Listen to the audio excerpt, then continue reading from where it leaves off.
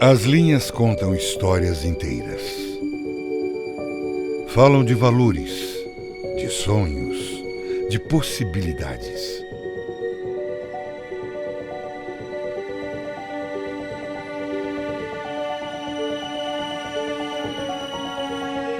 O espaço vazio se enche de forma, e a forma de identidade.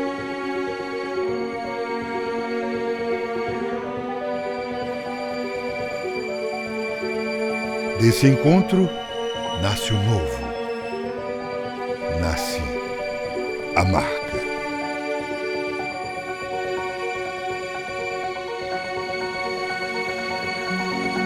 Após a Segunda Guerra Mundial, muitos avanços tecnológicos foram empreendidos no mundo todo e a indústria voltou-se para a produção de bens de consumo. Acreditava-se que a expansão capitalista seria interminável. Esse discurso desenvolvimentista chegou ao Brasil e foi incorporado ao governo de Juscelino Kubitschek. Iniciou-se, então, o processo de industrialização do Brasil. A produção em larga escala de produtos reforçou a necessidade de se diferenciar dos concorrentes, aumentando a importância dada às marcas em todo o mundo, o que levou algumas empresas a criarem sua imagem e identidade corporativa. O design foi uma das ferramentas convocadas para unificar de forma coerente todas as comunicações de uma empresa. Na medida em que tudo no mundo exige singularidade, singularidade, eu digo, no modo de se exprimir no mundo, no modo de buscar o seu lugar no mundo, a sua expressão no mundo, a sua presença, tudo isso contribui para a ideia de que uma marca, um símbolo caracterizador da instituição seja necessário. Os conceitos produzidos nas primeiras escolas de design europeias se tornaram conhecidos. A vertente funcionalista do estilo tipográfico internacional incorporou mais clareza e objetividade na informação. E tudo isso pensando no poder de reconhecimento de uma marca. Um símbolo bem-sucedido poderia ser compreendido e identificado por qualquer pessoa. Imagina um vidro lindo, um frasco lindo, vazio, né? Você tem, de repente, uma borboleta ali dentro, você tem um começo. E aí todo dia você tem que botar alguma coisa ali, que é algum significado, e aí sim a marca começa a ter um conjunto de atributos que identificam, diferenciam e vendem. Essas ideias também influenciaram as instituições brasileiras.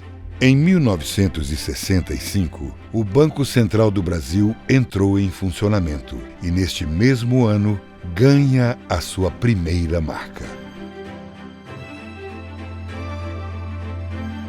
Tinha uma inspiração bem direta da Escola Superior de Guerra, uma instituição do governo, do Ministério do Exército, hoje da Defesa, onde se discutem os problemas brasileiros com muita profundidade. E tinha esse símbolo, antigo. E Cruzeiro do Sul, armas, as folhas de louro, tal, uma tocha e tal. E foi desenhado por um arquiteto, Clovis Latini. E é engraçado porque na época falaram assim, mas tem uma chamazinha, essa chamazinha está para a esquerda. Aí ele respondeu, porque o vento vem da direita. Ao longo dos 10 anos de implantação da primeira marca, surgem novas demandas que requerem novas soluções. Essa preocupação de criar uma identidade visual que não é só baseada numa marca, mas sim baseado num uso consistente de elementos gráficos, só veio nessa época, 75, com a contratação do escritório do Aloysio Magalhães.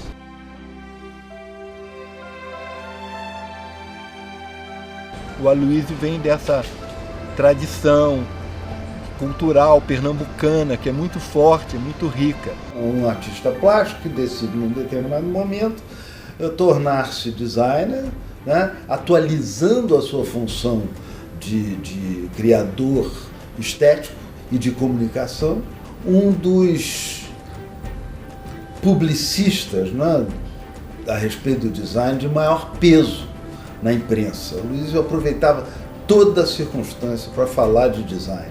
Compara-se assim, urbanismo, Lúcio Costa, arquitetura, Niemeyer, paisagismo, Burle Marx, comunicação visual, Aloysio Magalhães, entendeu?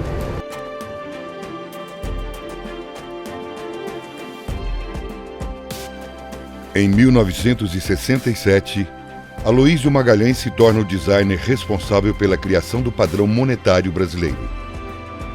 Aloysio cria um novo modo de pensar o dinheiro, né? E ele levou com esse projeto muito arrojado, mas que os italianos, na oficina italiana, eles não davam muita bola para ele, não.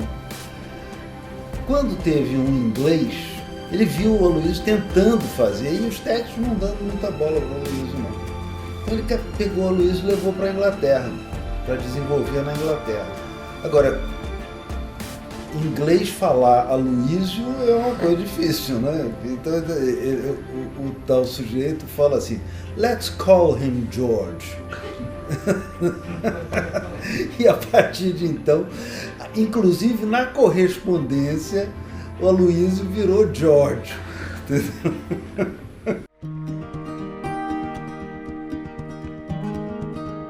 A concentração do escritório era toda em torno de problemas de identidade visual, de identidade empresarial, criação de símbolos. E a essa altura ele já tinha criado símbolos para vários bancos, enfim.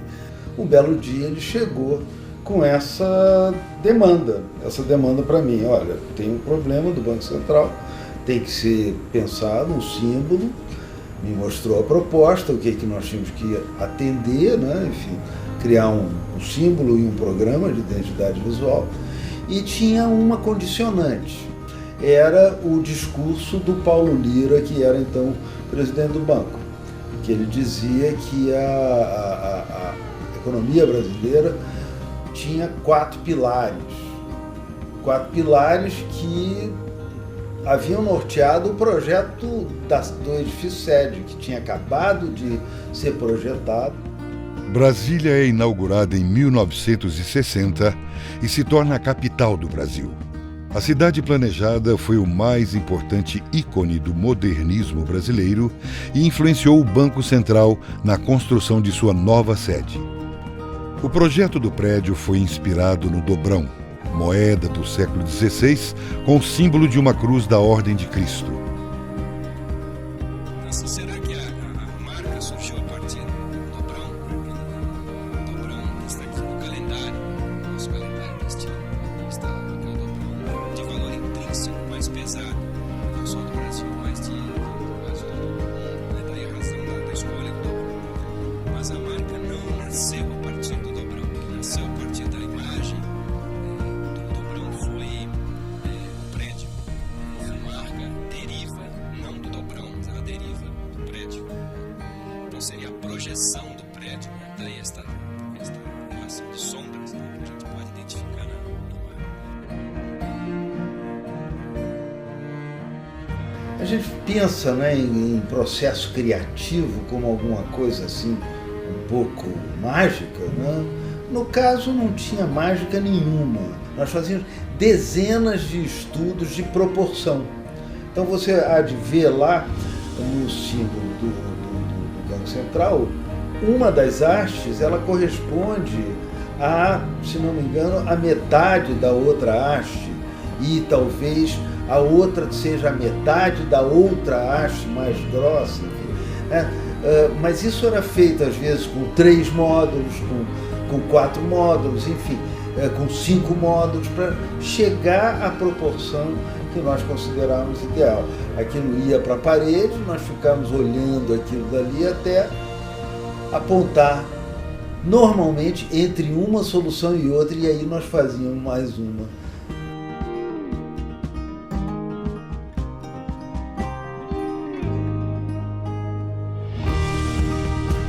Após a criação do símbolo novo do Banco Central pelo Aloysio Magalhães, chegou a hora de implantar ele, né?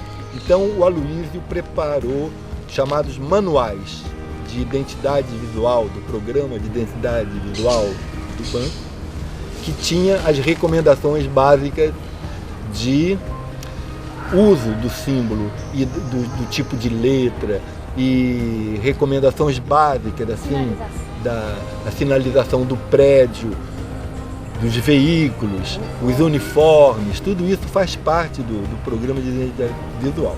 E, inclusive, basicamente, a cara assim, que os formulários tinham que ter pelo uso de fios, pelo uso de tipografia específica, tamanhos de letra, destaques. A recepção do banco internamente ao trabalho da implantação do programa de identidade foi assim, no primeiro momento, sobretudo nessa área de formulário, foi assim de estranhamento e uma certa cautela, um certo temor. Vou mexer numa coisa que já estava, né, acomodada.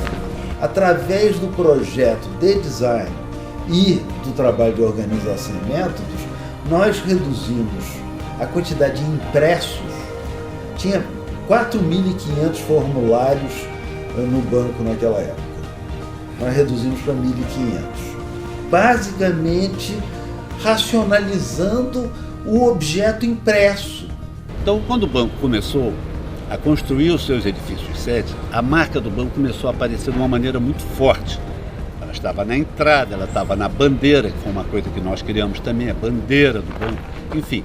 E depois, os veículos também do banco, nós criamos um sistema de adesivos que ajudou muito. A gente adesivava, ou seja, a marca do banco começou a ficar muito difundida. Com a chegada da internet e dos computadores pessoais, a relação do homem com a informação mudou. As soluções de 1975 não eram mais suficientes para as demandas do século XXI. Até a década de final de 80, 90, você tinha o programa de identidade visual, os elementos do programa, a marca, os impressos, sendo feitos, sendo reproduzidos por meios tradicionais, fotomecânicos e tudo. No momento que entram os sistemas digitais, né, isso gerou uma necessidade de se adaptar. A marca anterior, ela tinha um fio divisor, além do símbolo gráfico e do logotipo, que é o texto do Banco Central do Brasil. E esse fio, ele era maior do que o nome Banco Central do Brasil e era um fator limitante das soluções, das versões que a gente tinha. E levamos esses aspectos para a nova empresa, que a partir daí procurou trabalhar no redesenho da marca.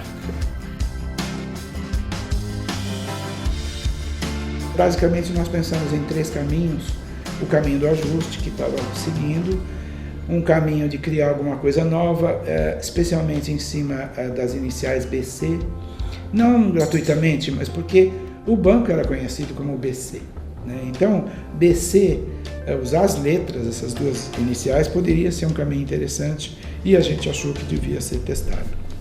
Experimentamos outros caminhos, criamos até um pouco animados, digamos, com a tecnologia que nos trouxe muita facilidade para executar N alternativas, né?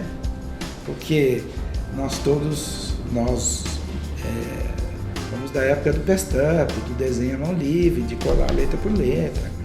Então, de repente, vem um negócio lá que você faz aquilo em 1 segundo, né? A gente levava 8 semanas para fazer um manual de marca. Depois que implantamos lá os nossos computadores, a gente fazia 1 semana. Tem um ajuste técnico de legibilidade, de capacidade de redução,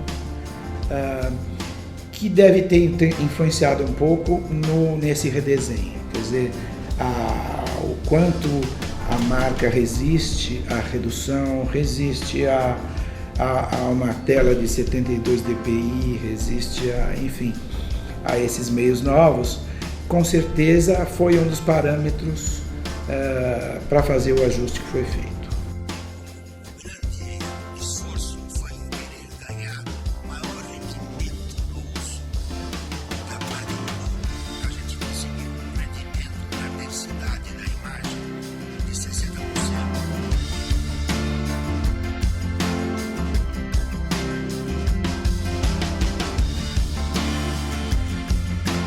Uma instituição pública tem que ter uma voz única. Aí a gente começa a ver a marca como um discurso visual que está conectado a um discurso verbal. Então, você tem que ter uma única voz. A instituição, quanto mais pública for, mais é importante que ela tenha uma voz única e seja percebida como um único ente, uma entidade, uma organização que tem promessas claras, que tem funções claras, né, e que fala uma linguagem consistente.